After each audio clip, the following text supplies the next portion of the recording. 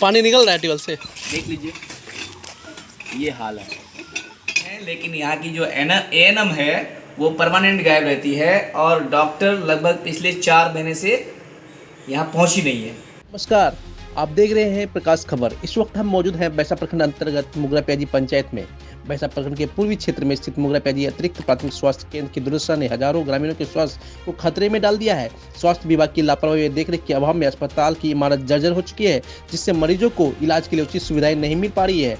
Hospital की इमारत की हालत बद से बदतर हो गई है। शौचालय पूरी तरह टूट चुका है और अस्पताल में न बिजली है, न पीने के लिए पानी की व्यवस्था, मरीजों के बैठने के लिए न कोई उचित व्यवस्था नहीं है। हॉस्पिटल की इस समस्या को लेकर क्या कहते हैं समाजसेवी इंजीनियर महफूज आलम। है आपका क्षेत्र का दौरा रहा और खास करके जो एपीएससी में आए हैं, क्या कहना चाहेंगे? ये एपीएससी प्याजी है। आप दिखाइए, खिड़कियों को दिखाइए, एक भी ग्लास इनटेक नहीं है। गंदगी ऐसी है कि शायद जो हमारे शुभम जी बैठे हैं उनके कपड़े में भी दाग लग चुका है। यहाँ के लोग बता रहे हैं कि वो तो आते हैं लेकिन यहाँ की जो एएनएम है वो परमानेंट गायब रहती है और डॉक्टर लगभग पिछले 4 महीने से यहाँ पहुँची नहीं है। पेशेंट्स पता नहीं कैसे किस तरह से यहाँ पे आकर के अपना इलाज करा रहे हैं। इलाज कराने वाली जगह कम से कम साफ़ सुथरी तो होनी चाहिए। अगर गंदगी में हम इलाज कराएंगे तो लोग अच्छे होने के बजाय और बीमार हो जाएगा। तो ये एक तो ये साफ़ सुथरा रहना चाहिए, जो स्थिति है, जो हालात है वो सही होना चाहिए। जहाँ भी देखेंगे तो हर जगह गंदगी फैली हुई है। इंफ्रास्ट्रक्चर की ये जो पूरी बिल्डिंग है इसकी हालत ऐसी है कि पता नहीं शायद 200-400 साल पहले बनी हुई होगी। तो लापरवाही किसकी है? लापरवाही ऑब्वियसली जो यहाँ के लीडर्स हैं, लोकल लीडर्स हैं, उनकी है। जो यहाँ के एमएलए हैं उनकी है। जिनको लोगों ने ताज पहनाकर गद्दी में बैठाया उनकी है। और साथ में जो प्रशासन जिनके ऊपर जिम्मेदारी है कि वो लोगों को सही सुविधा पहुँचाए उनकी है। अच्छा, आपने आकर के यहाँ जो आज हाल देखा और आप भली भांति इनसे अवगत भी हो गए, आगे आप क्या कोशिश करेंगे?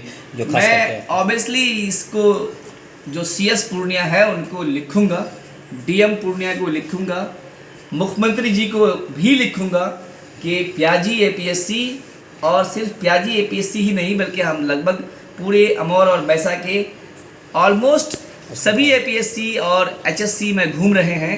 हर जगह के हालात से उन लोगों को अवगत कराऊंगा और रिक्वेस्ट करूंगा, रिक्वेस्ट ही नहीं बल्कि उन लोगों को चेतावनी दूंगा कि आप इनकी हालात को सही करिए, नहीं तो हम लोग छोड़ेंगे नहीं।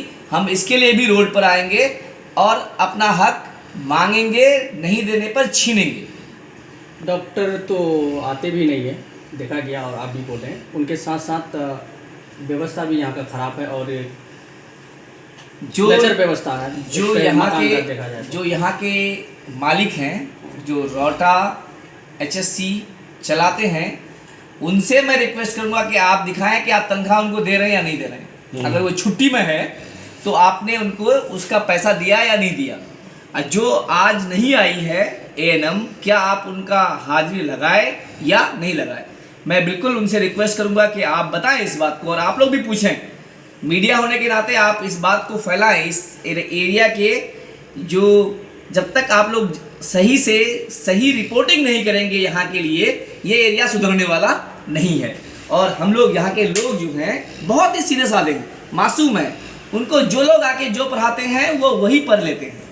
उनको कुछ नहीं पता कि उनकी अपनी राइट क्या है। वो यहाँ आए तो उनको साफ कुर्सी मिलना चाहिए, उनको सही से इलाज मिलना चाहिए, और अगर इलाज यहाँ पे नहीं हो सकता है तो यहाँ से ट्रांसफ़र उनका होना चाहिए। ये उनको नहीं पता है, उनको अपनी चीज़ें खुद नहीं मालूम है। क्योंकि हम लोग बहुत अच्छे पढ़े लिखे नहीं हैं, जानकार नहीं हैं। अब जो लोग जानकार हैं वो इस व्यवस्था को सही करना चाहते हैं, और मुझे उम्मीद है कि यहाँ अमौर बैसा के नौजवान आगे आएंगे। जहाँ जहाँ एपीएससी है, एचएससी है, हेल्थ सेंटर्स जितने भी हैं, हर एक में जाकर आप लोग वर्णन कीजिए, देखिए कि वहाँ की हालात कैसा है। अगर आपको कोई रोकता टोकता कुछ भी करता है, इस भाई को याद कीजिए, आपके लिए हम जान देने के लिए तैयार हैं। आपको आँच आने तक नहीं देंगे, आपके लिए जो भी करना होगा करेंगे। लेकिन आप सब जगिए, व्यवस्था को सुधारिए। जब तक आप जगिएगा नहीं तो शुभम भाई जैसे लोगों को अकेले यहाँ आकर के इलाज करना पड़ेगा, उनको कोई दूसरा साथी नहीं मिलेगा। तो सबको जगना पड़ेगा जब कोई एम्प्लॉय बाहर से आता है, हम देखते हैं कि राजस्थान या कहीं और से आ रहे हैं, वो मैक्सिमम लोग सही से अपना ड्यूटी निभा रहे हैं, लेकिन जो थोड़े से लोकलाइट होते हैं वो अपनी नौकरी को, सरकार के यहाँ नौकरी करने को अपना बपौती समझ लेते हैं। ये समझते हैं कि हम ही सब कुछ हैं।